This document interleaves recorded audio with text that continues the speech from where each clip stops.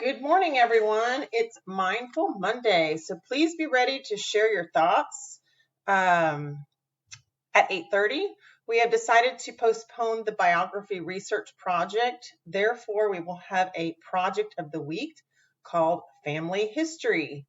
Day one is today for the project, so you need to complete the work today.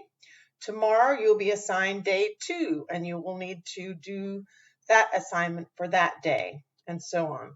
We don't want you to get behind, so make sure you're completing each day when that day is over, by that date that it's over.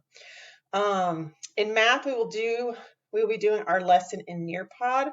Make sure your devices are fully charged in order to not miss any work that we do together. Let's make it a great day, and I will see you guys at 8:30.